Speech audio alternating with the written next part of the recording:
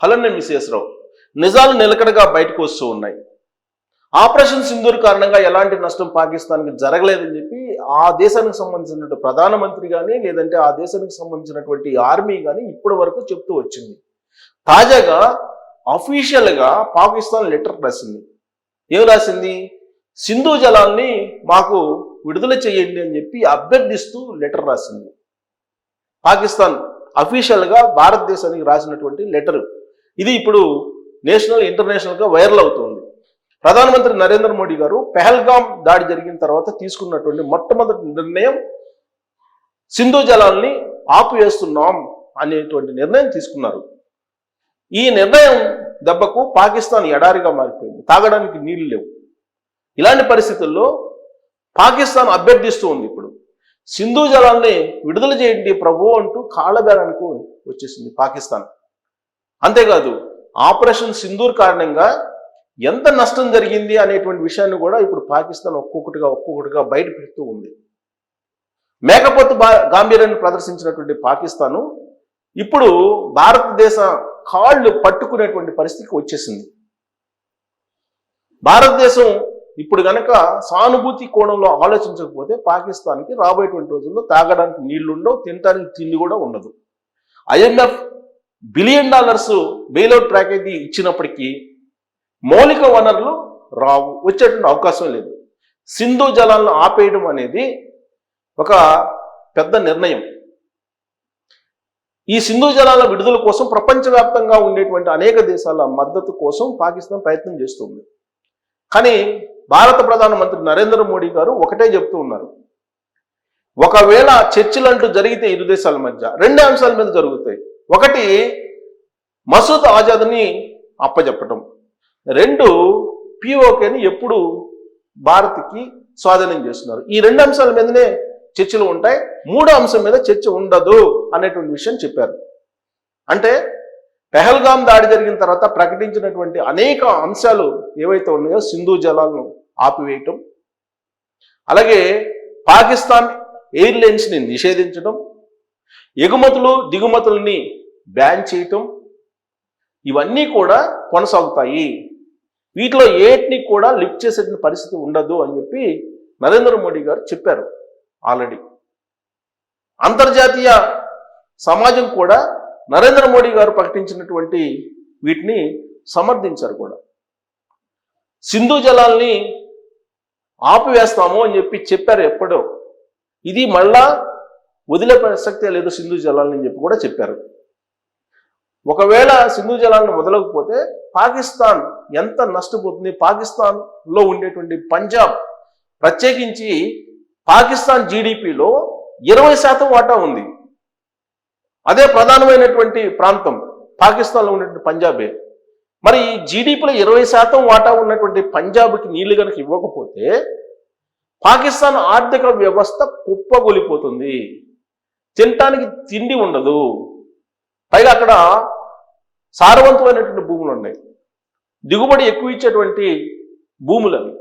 అక్కడికి నీళ్లు కనుక వెళ్ళకపోతే పంటలు పండేటువంటి పరిస్థితి ఉండదు. అందుకే భారతదేశంతో పెట్టుకుంటే ఎలా ఉంటుందో పాకిస్తాన్కి రుచి చూపించారు ప్రధానమంత్రి నరేంద్ర మోడీ గారు. తొలి రోజుల్లోనే పెహల్గాం దాడి జరిగినటువంటి వెంటనే తీసుకున్నటువంటి నిర్ణయం సింధు జలాల్ని ఆపివేయటం. వాటిని ఆపేయడంతో కలవరపాటుకు గురైనటువంటి పాకిస్తాను యుద్ధానికి సిద్ధమంది. మళ్ళా మేకపోతు గాంభీర్యాన్ని ప్రదర్శిస్తూ మా దగ్గర అణ్వస్త్రాలు ఉన్నాయి, అణుబాంబులు వేస్తామని చెప్పి కూడా చెప్పారు, ప్రకటించారు. మరి అణుబాంబు ఏమైంది? వాళ్ళు ప్రకటించినటువంటి యుద్ధ ప్రకటనలు ఏమైపోయినాయి? కరెక్ట్గా 3 రోజుల్లో పాకిస్తాను కాలబేరానికి వచ్చింది. ఆపరేషన్ సింధూర్ 1.0 దీంట్లో ఉగ్రవాద సంస్థలన్నీ లేచిపోయాయి. 9 ఉగ్రవాద సంస్థలను ఒకేసారి కొట్టేసింది భారత సైన్యం. 100 మంది ఉగ్రవాదులను హతమార్చింది. ఆపరేషన్ సింధూర్ 2.0 పాకిస్తాన్లో ఉండేటువంటి ఎయిర్ బేస్లన్నింటినీ కొట్టేసింది. ఇంత జరిగినప్పటికీ చింత తెచ్చినా పులుపు చావలేదన్నట్టు LOCలో ఉన్నటువంటి రేంజర్లు అమాయకులైనటువంటి భారత పౌరుల్ని 30 మందిని కాల్ చేశారు. ప్రతిగా ఏం చేశారు, కరాచీలో ఉండేటువంటి ఓడరేవుని కానీ అలాగే ఎయిర్ ఫోర్స్కు సంబంధించినటువంటి డిఫెన్స్కు సంబంధించినటువంటి సెంటర్స్ మీద టార్గెట్ చేసి మిజైల్స్ ప్రయోగిస్తే అల్లాడిపోయింది పాకిస్తాన్. కరెక్ట్గా పట్టుమని 3 రోజులు కూడా నిలవలేకపోయింది పాకిస్తాన్.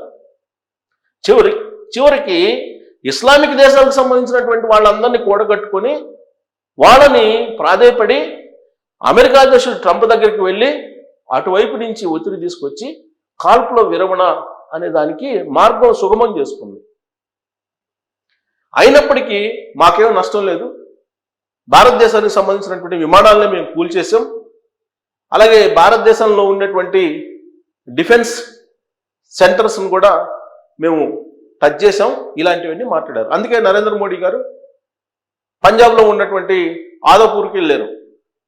అక్కడికి వెళ్ళి ఆదంపూర్కి వెళ్ళి అక్కడ S-400 ఏదైతే మిజైల్ ఉందో పవర్ఫుల్ మిజైల్, దాన్నే మనం సుదర్శన్ చక్ర అంటున్నాం. భారతదేశానికి సుదర్శన్ చక్రం లాగా పనిచేసింది మొన్న ఆపరేషన్ సింధూర్లో. దాని దగ్గర నుంచొని నరేంద్ర మోడీ గారు ఫోటో తీయించుకొని S-14కి ఏం కాలేదు, ఈ S-14 మీకు సంబంధించినటువంటి MiG-16 F-16 అలాగే JF-17 విమానాలను కూల్చేసింది పాకిస్తాన్కి సంబంధించినవి. వాటికి సంబంధించిన శకలాలు కూడా మా దగ్గర ఉన్నాయి, పాత సామానికి వేస్తున్నాం అని చెప్పారు. అంటే పాకిస్తాన్కి సంబంధించినటువంటి విమానాలు కూలిపోయాయి. ఆ విమానాల్లో ఉండే పైలట్లు భారత ఆర్మీ ఆధీనంలో ఉన్నారు.